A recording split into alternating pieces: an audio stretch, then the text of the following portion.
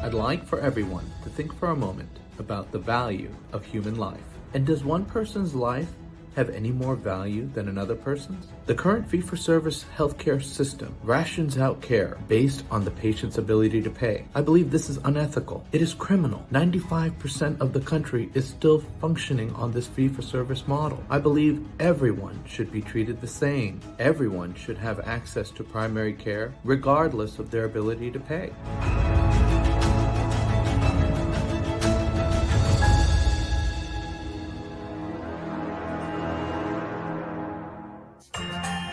Hi, I'm Dr. Faisel Syed. Welcome to another episode of Faisel and Friends. We're here because we believe everyone deserves access to quality primary care, and ChenMed needs physicians to take care of them. Tonight's topic is unlocking the magic of direct primary care. My co-host and moderator of the chat is Dr. Dan McCarter. Dr. Dan, welcome. Hey, Faisel, it's good to be here. How are you doing tonight? I'm doing well. I'm excited to hear the conversation this evening. Me too.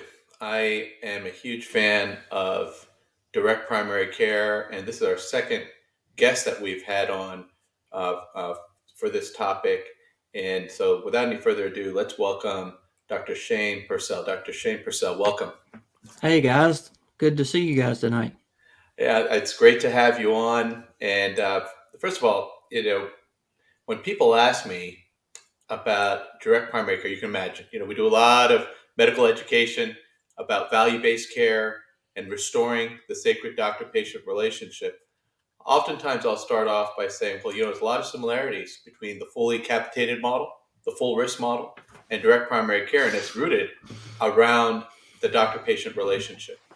Getting rid of all the CPT codes, getting rid of all the barriers and all the bureaucracy. I like to think of the direct primary care doctors and the fully capitated doctors as two arrows that have been shot out of the fee-for-service bow. There's no going back, except the difference is my arrow still has a piece of string attached to the bow. Your arrow doesn't. Isn't that right? Yeah. We've sort of disconnected. We've done our best to disconnect. It's a very strong string behind us, so it's hard to disconnect in a lot of ways. And our patients continue to have insurance, and there's a need for insurance. We're not denying. Sure. There's not a need for insurance because you have serious medical conditions, cancer, serious traumas and accidents, and that definitely require insurance of some kind. But we're in a difficult system right now, and many people either can't afford to have their insurance or they're essentially uninsured, right? They Exactly. have a policy. They're functionally uninsured with some of these high deductible plans and the high copays. Yeah. So they have a policy or they have a card in their pocket, right? But they won't even come get primary care because they're afraid they can't pay the $100 deductible that they know they got to make. So it's difficult.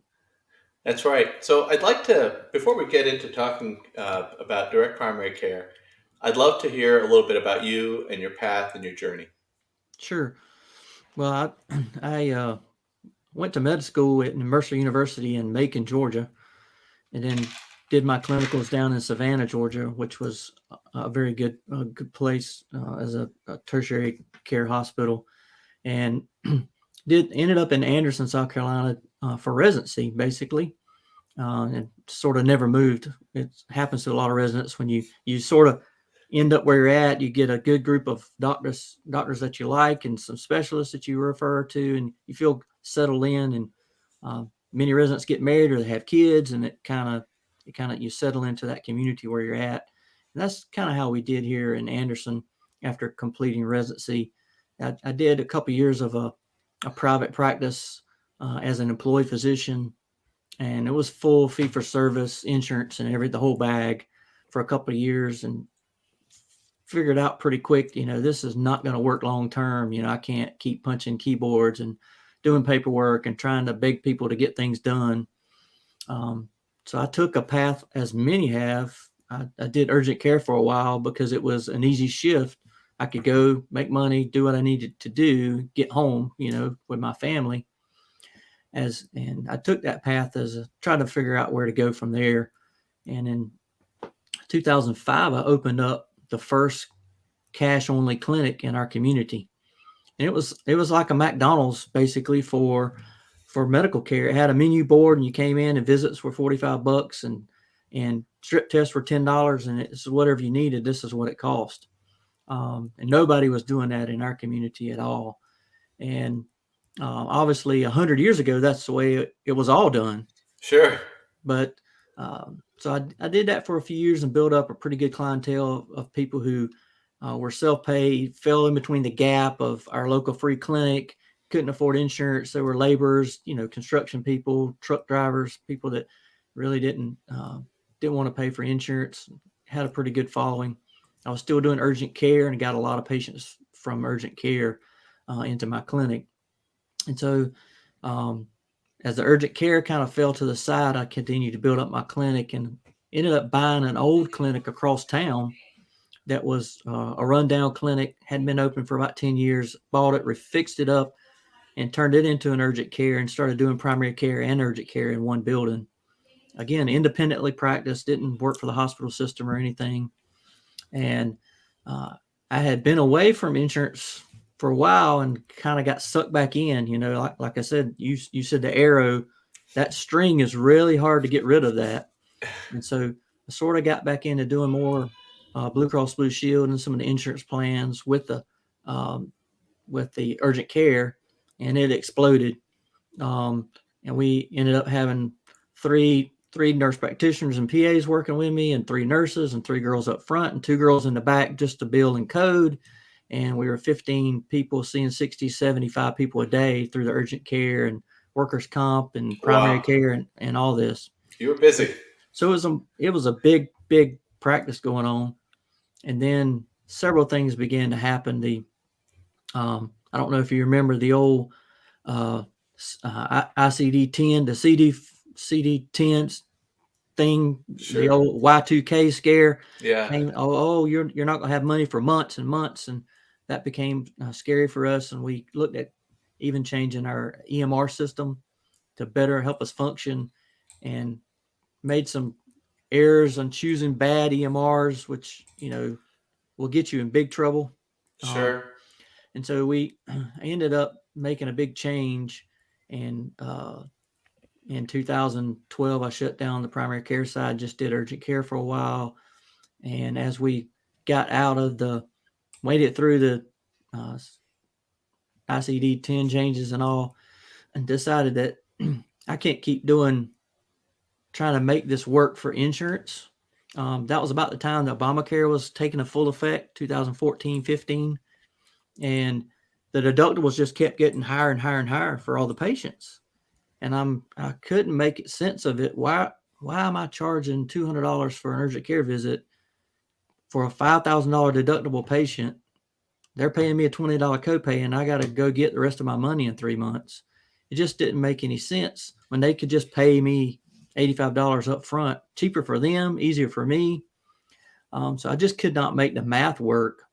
And that was about the time, early about 2010, 2012 was when DPC, the very beginning of DPC started, with Brian Forrest and Josh Umber and some of these guys who've really started the system, Dr. Doug Farrago.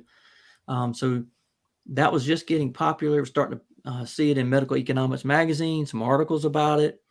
And I said, man, that was what I was doing in 2005, but I didn't have the technology to do the video, the telemedicine, and the monthly membership fees, which is the key for direct primary care, is to have a system where it'll draft out that fee every month.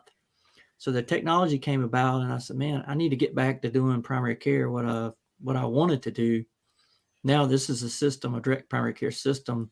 It makes it easier. Then you had programs and EMRs like Atlas MD that will do everything for you. Yeah. It'll do the billing, and it'll do your texting, your email. It just makes it so, technology makes it so easy to connect with your patients and get them what they need. And so we transitioned to doing more of the primary care in 2015. Helped my current partner, Dr. Amy Cianciolo, who's with me. Helped her get started. She had been in the hospital system for 17 years. She really wanted to get out and really focus on patients because she kept getting written up for spending too much time for patients, spending too much time and not billing enough. So I helped her get out. And we joined a partnership and started Direct Access in 2015 and been going strong. And now we have 4 physicians total, and we have a PA who started with us in May. And we cannot keep the phones from ringing. We have a waiting list, a continued waiting list of people in our community that continue to want access to primary care for transparent prices, for good service, high access, the technology, be able to text your patients, email your patients, videos. We also do dramatically discounted labs and meds in-house, which saves a ton of money for patients. And that's where we're at. Shane, we have a question here. Janelle Hopper is asking, can you say what your poor choice of EMR vendor was? Sure. I imagine she's like I am. I always love to learn from other people's mistakes, so I don't have to make them myself. I had used eClinicalWorks my entire career, pretty much in my cash practice, because at the time eClinicalWorks had a really good deal for like a solo practice. They had like a solo price, and so it was really good. But we were using that in our urgent care, and we had this bright idea: hey, maybe we need to consider doing an EMR that was urgent care friendly and workers' comp friendly. And I don't want to even speak the name of the company, but it's unlikely that most people have even heard of it because it's so specific to urgent care. And it was a specific EMR system that mainly for urgent care, and it just did not work out good. It turned out to be a big nightmare. It's not a popular EMR that anyone that would use in primary care at this time. So I wouldn't worry about anybody choosing this as a system. It's not one of our popular ones that we all know and love today. Yeah. Okay. And somebody else was asking about Epic, but my guess is you're not using Epic, and I think that's going to take us off a tangent. So I think we ought to leave that for another day. Yeah, I've never used Epic in my life. I don't have that experience, so I couldn't help you. I hear bad things about it, but I can't speak to it. Yeah, I mean the purpose of the medical record system should be to facilitate the doctor-patient relationship, communication between the doctor-patient relationship. It should all be focused on the delivery of care rather than the collection of these codes and the collection of data points to be able to bill and to make it easier to refer out. I mean, and then it doesn't matter. You can put any name on it. Our medical record system is internal. We had to. It was developed in-house. Mm-hmm.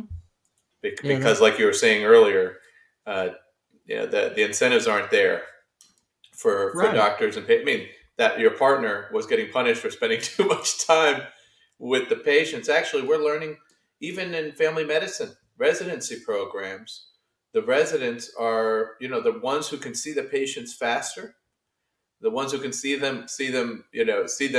more of them and faster. They're kind of celebrated. Even in family medicine, this is happening. Yeah. Oh yeah. I mean, that's more and more. That's what you want. I need to bump that up. I mean, it seems like every year, like, okay, your average was 26 last year. Can we get you to 27 a day this year? Or we'll get you a scribe if you can get it up to 28 a day. So, I mean, obviously those are games that we don't play in direct primary care. It's just not, the focus really is on the patient and the EMR system. Our notes are medical legal notes. They're good enough. Like if you had to see one of my patients, you would say, okay, I understand what's going on here. But they're not a 10-page document for a visit for a stub toe. Yeah. Well, it's interesting that you bring that up because I was at a large academic medical center when the CPT stuff really got going, and the attorneys there were just really they it wasn't their idea to do long notes. Everybody says you need long notes for malpractice, but the attorneys would far rather have your short note than they would the long note. So it wasn't the attorneys that pushed this. It was really the coders and the billers that wanted these long Yeah. notes. And I say the biggest problem with ICD-10 is there's not an ICD-10 code for a good doctor-patient relationship, or keeping the patient out of the hospital. They don't exist. Yeah. There's a lot of other crazy ones though, getting sucked up by a jet engine and other stuff. So now, are you working with employers as well, or are you contracting with individuals exclusively? Yes, we have, really it's almost 50-50. We have about half of our patients are individuals who are just looking for care, and then we have a lot of small employers like mom and pop employers, exterminating companies, drafting design companies, and a lot of small companies in our area that they have 10 employees, they have 15 employees, they have 20. So they don't have to provide insurance through, they're mandated to provide insurance. They want to do something for their employees. And I don't know if you've ever had a small business and tried to go see what it costs to get insurance for about 10 employees. It's astronomically expensive. So most of them couldn't afford that. And so they would offer our direct care services to their employees, and most of them cover it 100%. So it might be $60 a month or $75 a month. And so, but they get unlimited access basically to a physician with unlimited visits and deeply discounted labs and meds in the house, and all the benefits. And we pretty much do everything we can do in our clinic is included in your fee. So if you get an EKG, it doesn't cost you anymore. If we irrigate your ears out, it doesn't cost you anymore. If we suture you up, it doesn't cost anymore. So, one trip to the local urgent care for a, cut on your arm might be $800 to $1,000. It costs you nothing. It's your regular monthly fee for us to do that. So a lot of our employers really love that. And they love for their employees to have access to care. If they are sick, just go get it. There's no excuse for you not to come to the doctor. I'm paying for you to go. There's one, just call him. He'll see you. So it's good access for them. Plus, being direct care, we can handle a lot of stuff over the phone, or we can text or email. And so sometimes they don't even have to leave their job. I can do a visit in the break room, if they can get somewhere quiet. So we have a lot of small employers. And then we have one large employer that we deal with, which is how the Magic Pixie Dust and Miracle book got its fame, because we basically take care of our county employees in our county. And we have about 200,000 people in our county, and we have about 1,000 county employees and about 2,000 covered lives on their insurance plan. And they're self-funded insurance plan, totally self-funded, outside. They're not connected with any BUCA plan or anything like that. They're not with Blue Cross or anything. They're self-funded. And so they offer our services to their employees, and it's their choice. If they want to use us for primary care, they can. If they don't, they get a separate plan, and it's what they call a standard plan, and they choose their own primary care, but they pay copays and deductibles just like anybody else. If they come see us, they don't pay anything. They don't pay their monthly fee. They don't pay for any meds or labs we do in the office. All that's covered by the employer. So it's a huge discount for the employee. Yeah. And have they tracked the outcomes? I've got to believe that they would be getting better outcomes on the people you're seeing than the people who are having to pay copays to go to primary care. So the outcome tracking has been difficult because, as we were talking about, our EMR system doesn't do a lot of billing and coding. So to really get that information, you'd have to know all the billing and codes. But there's a lot of procedures and stuff we do that don't, they're in the note somewhere, but how do you pull that out? How do you suck that out and compare what we do with what a standard plan person is getting? Now you can do some downstream looking. You can look in how many of our patients went to the ER, how many of our patients went to see specialists or had MRIs, were hospitalized. there's a lot of downstream, and we've looked at that data. A couple of years ago, at the end of 2019, we looked at all the claims data and compared, what we were doing for the direct care patients versus the standard plan patients. And it was a significant money savings per member per month on the direct primary care, $50 to $55 per member per month, which is a pretty decent save, $600 to $700 a year per member, mainly because of discount medicines, labs, procedures, and those kind of things were such less. Also, there was reduction in ER visits, reduction in referrals, imaging was decreased. There was a lot of those were all offset by what we were doing to obviously provide value. You see the value we were adding. Yeah. Yeah, I mean, I'm looking at a lot of states are actually looking at how to increase their spending on primary care, and they haven't figured out a way to track people that aren't going through the insurance companies. And I was thinking about it this morning, and I think this is like the Atari computers when they came out, and I'm sure that IBM wasn't looking at them because they didn't think the personal computer was ever going to turn into anything. And I sort of feel like that's where the direct primary care may go in the employer health plans.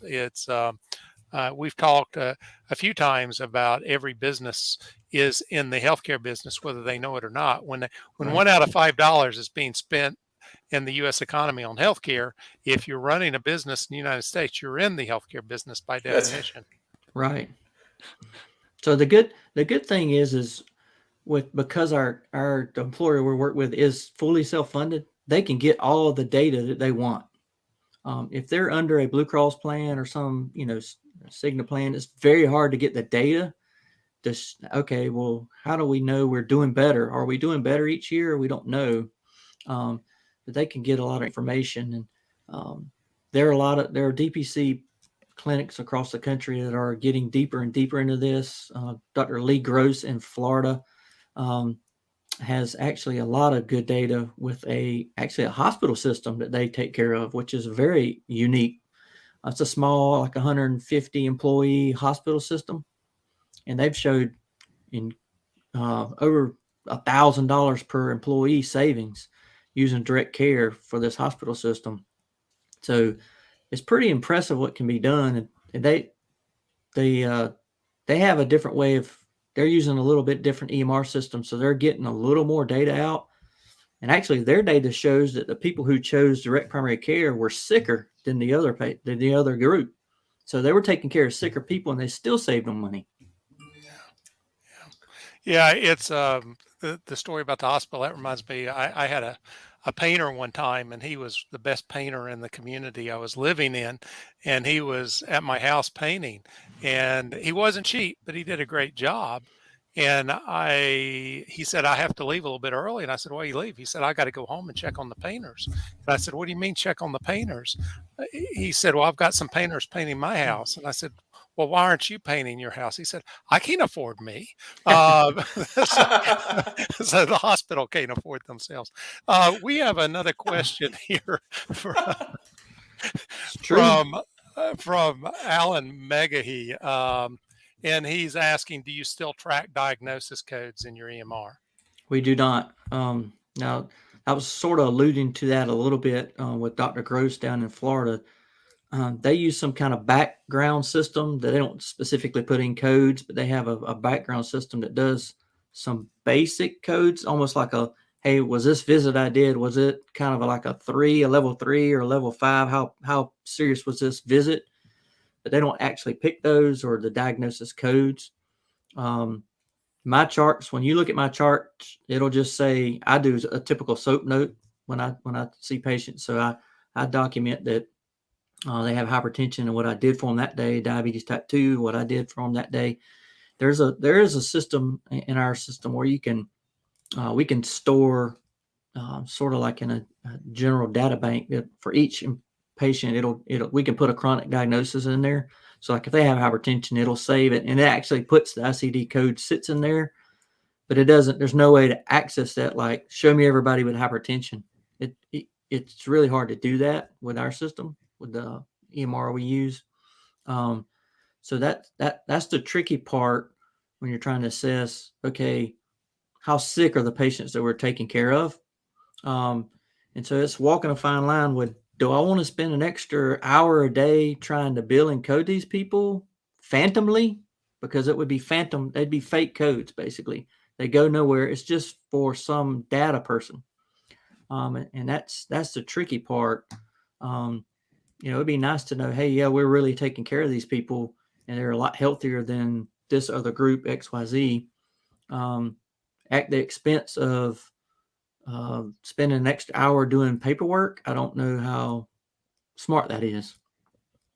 Yeah, the technology will catch up. Yeah, we hope Just so. look at it will definitely catch up. Look at where we are today with how information is being shared and how many people are taking.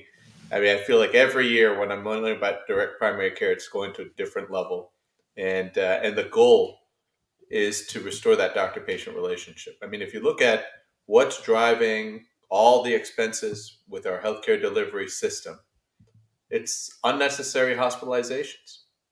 Yeah. If you simplified this whole thing, and that's the beauty of direct primary care, it's just how simple it is. I mean, for less than half, I think now it's probably, there are doctors doing direct primary care for $50, $60 a month. Unlimited access to a primary care doctor.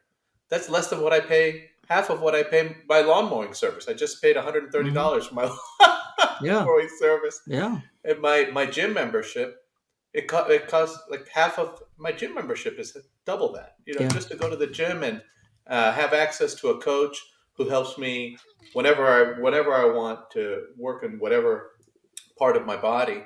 I mean, this is a wonderful Yeah. way to show another option outside of that Right. transactional system. Oh yeah. I mean, my son's in the band. He's in 8th grade band, and our family, we're paying like $48 or $49 a month just for him to have an instrument for band. And I was like, wait a minute. And people are complaining about paying me $50 a month for unlimited access. So it really is a good deal. And I think some of it is trying to restore the faith in people in primary care, I guess, because of the things that we can do, that we want physicians who are well trained, obviously, that we want residents to get a well-rounded training so they can come out and practice to the full extent of their license, right? Absolutely. So we want them to be able to do skin procedures if they want to do that, joint injections if they want to do that, do stress tests in your office, anything that you can do to save patients from going somewhere else, because as soon as they leave your office, the price goes up. And so that it's just easier if we can do things in our clinic, and try to build trust and relationship in our patients. Oh, well, Dr. Shane, he can do that. I don't need to go to the dermatologist for every little thing I get on my skin. We'll just go there, and it costs me nothing to go there. So I might as well do it. Dr. Shane handles the situation. Dr. Shane is not the air traffic controller saying, okay, you go here, you go there. That's right. You go here. Dr. Shane says, come on, let me take care of you. That's what we do. We need to take the time always flies by. We need to take a quick 20-second commercial break, and then we'll come back and talk a little bit about close with the topic of the magic of direct primary care. ChenMed honors seniors with affordable, top-of-the-line care, and we're expanding. We're opening 25 new centers this year, including centers in 2 new cities, Houston and Detroit. Join us as we bring better healthcare to more seniors. Head to chenmed.com/physicians for more information. And we're back. So, yes, Dr. Shane, it is so refreshing to hear how you've taken this model and how direct primary care is getting into the employer space, and that's booming all over the country. People are seeing the value. You're showing that for a small amount of money, people can have access to primary care, and you're really showing right now is for the people who can afford to pay it, but even for the ones who may think that they can't afford to pay it. Right. Many of the plans that are offered have high deductibles, and if you don't have a high deductible plan, your copay for one emergency room visit is probably less Yeah. than what the membership to a direct primary care doctor is less than what you Right. probably pay for one of these big emergency room copays. Yeah. It's crazy the amount of uh, how we can save people money, and when patients come in and they're new patients. I have a full patient panel now, so I don't see a lot of new patients. Every so often you get a new one. But when we were first starting, the patients were coming in, and they'd have their 4 or 5 medicines, and they'd lay them all up, and they'd say, I've been getting this one from CVS, and it cost me this much money and this much money. And I'm thinking, man, this guy's gonna have his world rocked when I tell him, I can get that medicine for him for $5, right here in my clinic. I had a guy was doing construction, and he was taking, I think it was losartan HCT Z, Yeah. I think, for blood pressure. And he was getting 90-day supplies at a local big chain pharmacy for like over $200 for a 90-day supply. And this was probably 4 or 5 years ago. I had the same exact medicine in my clinic for like $15 for a 90-day supply. And he was like, $5 a month. Look he's at like, that. man, you just saved me all the money I need to pay you for the whole year. So, I mean, little things, people just don't realize how a good relationship with a physician can save you so much money and heartache and headache, on getting a correct lab, getting a correct referral, not needing a referral, and so many things that we can do to try to weed out the bad medicine. And it's part of it's our fault because we spent the last, I don't know, 30 years or so being, as you said, just being referral monsters. Hey, you go here, you go there. And we've part of that's because we had to see 30 people a day, and we didn't have time to do a shoulder injection. Like, I probably could do that, but I just, Martha's next. I can't draw out the medicine and do that shoulder injection I need to do. So I'm just going to refer them to ortho. And you also work for a big hospital system, so they pat you on the back every time you refer someone to ortho. They love that. So, Sure. so, I mean, all those stuff is just, we like to say, and I don't know if you heard this before, the Hippocratic Oath says, do no harm. That's the basics of the oath. Our oath that we took as physicians, do no harm. But also that means do no financial harm. And we've spent a lot of time, even we may not realize it, but we've done a lot of financial harm to our patients. Referring them for giving them scripts of medicines. We're like, hey, or just go get this and hope for the best. And we know that medicine costs $800 a month. Or get this MRI at the hospital. We know that's a $3,500 MRI that they can't afford. So we got to figure out ways to, build those relationships and where we can get things done for patients, whether that's calling somebody, getting a free mammogram set up, through a program or something. And that takes time. And we love direct primary care because that's the main thing it does for us. It allows time for our patients. They get time with us. And so we can do what we need to do to get them the care they need. We're at that point. The number one cause of bankruptcy in the country is medical debt.